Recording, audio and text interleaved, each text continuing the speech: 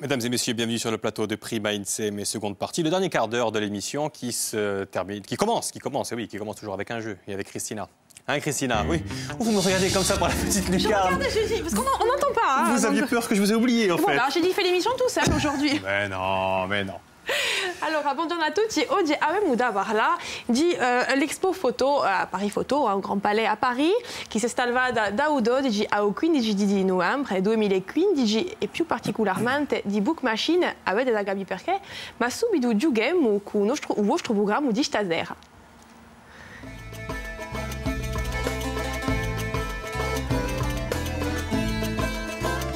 Plus que jamais, la Méditerranée est au centre de tous les conflits, de toutes les évolutions de notre siècle. Les printemps arabes, la crise financière en Europe, l'avancée des forces djihadistes ont changé la donne politique et géopolitique méditerranéenne, l'explosion des flux migratoires et un contexte international désormais plutôt favorable à une reconnaissance de l'État palestinien vont aussi démontrer cette année que ces mutations vont avoir des prolongements considérable. Décryptage dans quelques instants de ces grands défis méditerranéens pour l'année 2016. En quelques instants, enfin, il y a quelques heures. Quelques heures. C'est à 20h50. Votre programme de ce soir à 20h50 sur France 3 Corse via Astel. Alors, qu'est-ce qui a changé la donne politique et géopolitique méditerranéenne? Thierry Pardy vous a donné 3 causes majeures. Donc, en 2016, les niveaux des questions sont augmentés quand même, oui, j'ai l'impression. Il faut être très très attentif maintenant. Très attentif. Donc, il vous suffit de nous en donner une pour remporter aujourd'hui 2 DVD, Parole Idée, donc culture populaire traditionnelle corse, hein, le 8 et le 6. Et ensuite, un album de Gianna Salicet, Force. Le 3e de la semaine, il n'y en a plus que 2 après. Hein. Et voilà. En 2016, il n'y aura que 5 albums de Gianna Salicet. Peut-être on en redonnera un peu plus tard. On verra. Mais il faut être attentif. Et un bon d'achat Vito. Exactement. Allez. Voilà. Alors aujourd'hui, on va parler, je vous le disais, de Paris Photo, premier rendez-vous international dédié aux médias de photographie. Pour ceux qui ne connaissent pas, chaque automne, galeristes, passionnés, exposants, se donnent rendez-vous au Grand Palais à Paris.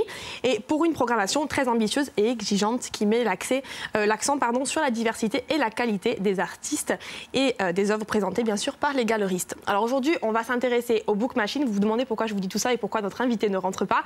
Mais c'est un invité brillant qui a été sélectionné parmi des milliers de candidatures. Il fait partie des 30. Il s'agit d'Armand Luciani. Armand Luciani, c'est notre découverte du jour. Et quelle découverte! Et des milliers de candidatures dans le monde entier, hein, bien sûr. C'est international. Exactement. Bienvenue, jeune homme. On a absolument envie de vous accueillir. Vous venez avec votre livre. C'est ça. On va parler de ce livre. Avant cela... parler de ce livre. Alors, on va un petit peu planter le décor. Hein. J'ai dit quelques mots. Alors, on resitue Paris Photo, le Grand Palais et Book Machine. Book Machine. Alors, Book Machine, comment ça s'est passé, Armand? Book Machine, c'était un concours organisé tous les 6 mois par Paris Photo. Paris Photo a c'est deux événements par an, un à Paris, un à Los Angeles. Et ça s'est passé un peu par hasard, en fait, au début. On commençait à réfléchir à une expo avec mes amis sur cette série de photos. Et un soir, je reçois un mail d'une amie qui me dit « Regarde, inscris-toi, il y a ça à Paris Photo. » Bon, vous savez, quand vous recevez un mail pour s'inscrire à Paris Photo, vous dites toujours ça me paraît un peu compliqué. Donc, je tente le coup. On prépare un texte avec mon ami Julien. Très, très beau texte. Très beau texte. Ouais. Vraiment, il a fait un super travail. Et un petit peu comme ça, au pied levé, il me prépare un petit texte. Et on envoie la candidature. Donc, j'attends. Donc, la candidature, c'est ce petit texte? Ce petit texte et 4 photos. Que 4 photos. Mais les Entre photos... 4 et 6 photos qui font partie de cette série-là. Bien sûr, mais les photos que vous avez choisies, ça aurait pu être n'importe quoi. Ça aurait pu être n'importe quoi. Il y a des gens à Book Machine qui sont présentés cette année avec des photos de sable. Il y a un candidat. Et il y avait des photos de guerre aussi. Il y avait un petit peu de tout. Il y avait des photographes de guerre, des photographes amateurs, comme moi, hein, et des gens plus calés. Donc là, on envoie, on attend, mais de toute façon, on se dit au pire, on perd. Ce qui est logique. Demande à LH, comme on dit chez nous.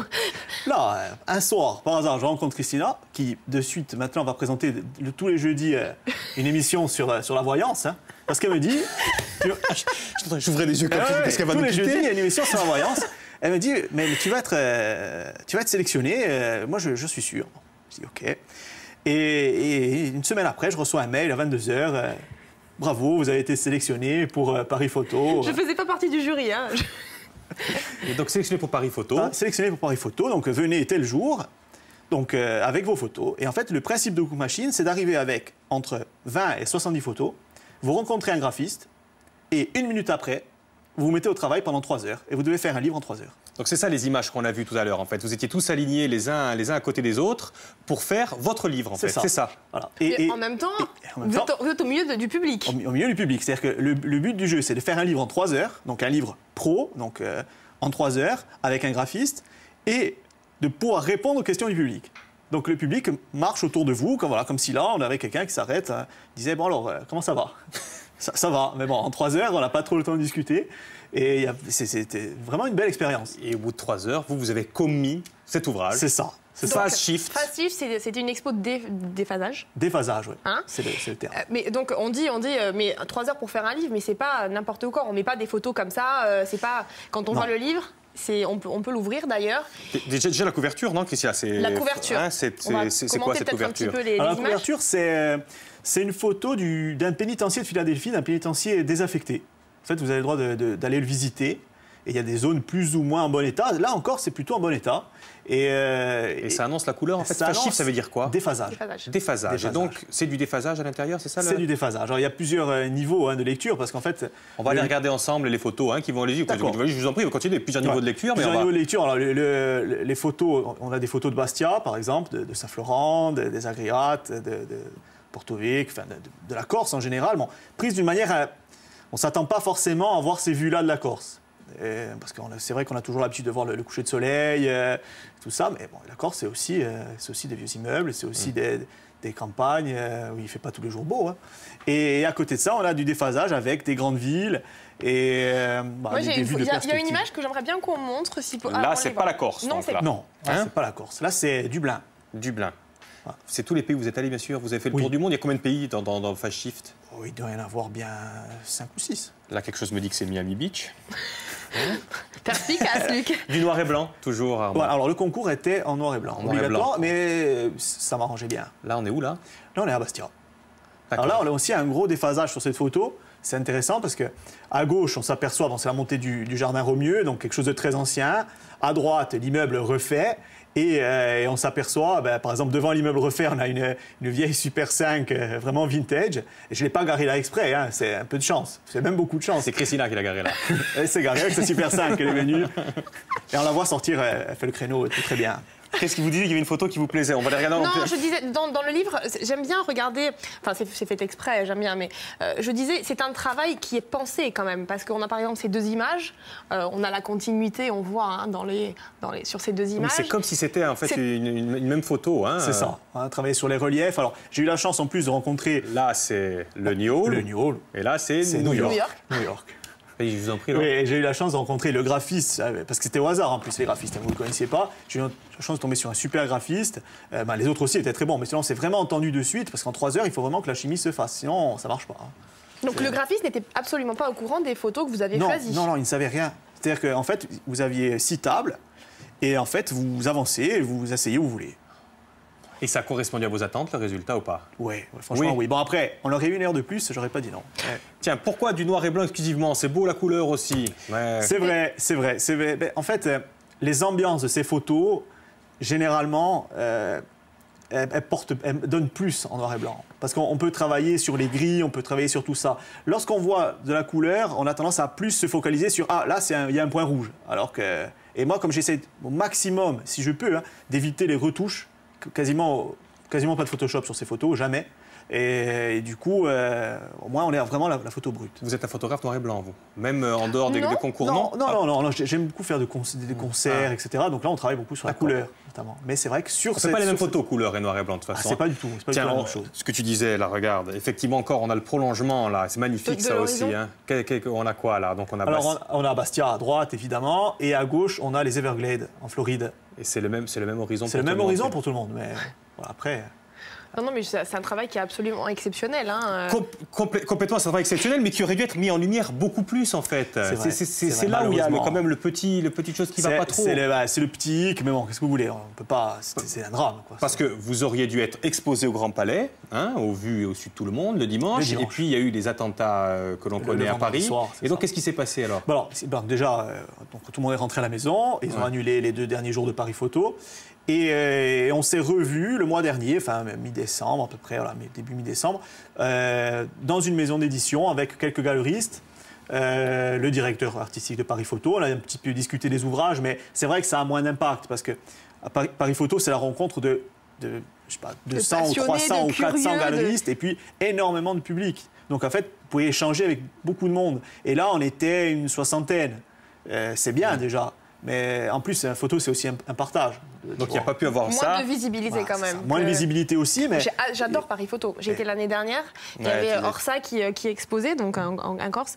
Et j'ai vraiment adoré. Il y a une ambiance particulière. Et puis dans ce lieu, c'est magique. C'est le Grand Palais, c'est incroyable. Mais vous ne vous laissez pas compter parce que vous avez décidé de faire quand même votre expo. Ah oui, du coup. Quand même, oui, ici en Corse. Tout est prêt. Pourquoi on ne va pas s'en servir? Qu'est-ce que vous faites? Il manque le lieu ou vous avez déjà le lieu? Alors non, on est en train de discuter pour le lieu parce que le principe de l'expo... On a un petit peu compliqué la chose encore, sinon c'est trop simple. On n'est pas juste mettre des cadres sur des murs. Donc là, actuellement, il y a 7 photos qui sont exposées à l'Albor jusqu'au 28 janvier, à Bastia, jusqu'au concert de Corsica Sound. Parce que pour la vraie expo, nous, ce qu'on aimerait, c'est qu'avec Corsica Sound, ils m'ont composé une chanson, spécialement, et de délimiter l'expo en plusieurs pièces. Et si vous voulez, vous écoutez la chanson en démarrant l'expo, en démarrant le cheminement de l'expo, et quand vous changez de pièce, vous entendez la même chanson, mais l'ambiance musicale change. Donc là... Super original, c'est un concept. C'est un concept. On voulait associer les deux, parce que Corsica Sound, c'est Paul Minigoni, Paul Chase, Frédéric Antompier, Tribon Tonton. C'est des amis, on travaille ensemble depuis très longtemps. Et on voulait vraiment mettre ça en musique. Donc on va s'amuser un petit peu comme ça. Et c'est quand ça? J'ai pas... Ouais, on ne sait pas. Ah bon. On est prêt. On est en train de travailler sur les lieux. Alors s'il y a des gens qui veulent nous recevoir, nous, on vient. Et en attendant, il y a ces belles photos qu'on peut voir uniquement dans ce livre. On peut les voir ailleurs. On peut les voir sur mes sites, notamment il y a faceshift.me, parce que le .com était déjà pris, je ne peux plus l'acheter. Faceshift.me, où il y a quelques photos de l'expo. On les trouve aussi sur Facebook, sur mon Facebook, et sur Instagram. Et on peut les acheter, vos photos? Pourquoi pas? J'y ai jamais pensé, mais pourquoi pas? Donc vous ne vendez aucune de vos photos jusqu'à aujourd'hui? Je vends mes prestations quand je fais des photos pour un concert ou pour un hôtel ou pour un restaurant, ça oui. Mais sur ces photos-là, vu qu'en fait elles viennent de sortir, elles viennent d'être exposées vraiment, donc on m'a jamais posé la question. La médium Christina vous dit que vous allez avoir de la demande. Médium Christina, elle est pas mal. C'est jeudi. Tiens, Médium Christina, elle n'a pas d'oreillette. Est-ce que c'est le nom de la gagnante du jour? C'est Pierrette tout de suite. Bonjour Pierrette. Bonjour. Vous nous appelez d'où? De Vénaco. Ah oui, c'est Pierrette de Vénaco. C'est Pierrette de Vénaco. Ça faisait longtemps. Oui, exactement. Ça faisait longtemps qu'on vous avait pas eu, hein? Oui, j'arrive pas à vous avoir. À chaque fois, il y a beaucoup de demandes, beaucoup de personnes qui jouent au jeu. Et là, il faut être très attentif en ce moment. Hein. Vous avez vu, j'ai augmenté un petit peu la difficulté des questions. Il faut mériter les cadeaux. Ah ouais. 2016, alors, c'est... Faut être balèze. Alors, Pierrette, une des causes... Alors, j'en ai entendu une, l'avancée des forces djihadistes. L'avancée des forces djihadistes, bien sûr, la crise financière en Europe et bien entendu le printemps arabe. Donc vous regarderez ce soir les carnets de Méditerranéo avec Thierry Pard à 20h50. D'accord. Vous êtes content de vos cadeaux, hein? Vous avez compris, Parole Idée et encore 3 heures par DVD en langue corse sous-titrée en français, et Diana Salicetti. Et Vito. Diana Salicetti qui est très, oui, que j'adore aussi, oui. Eh ben voilà. Pierrette, merci. Merci beaucoup pour votre fidélité. Merci. Pace salud. Oui. Et pace salud après, je trouve. À bientôt.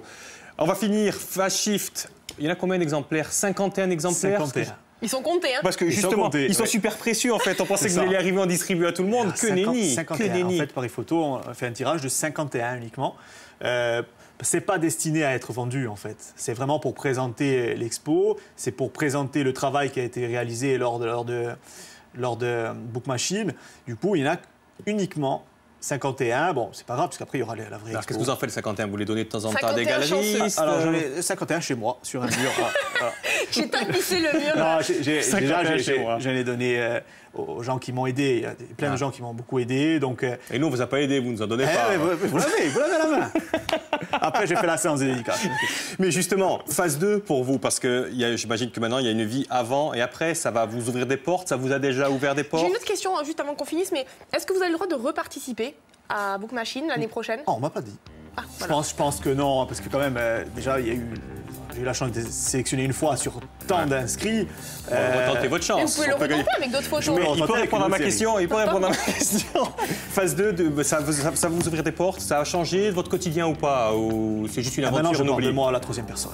Voilà. Non, franchement. Non, ça n'a. Pour l'instant, non, mais c'est vraiment tout récent. Puis j'ai très peu communiqué dessus.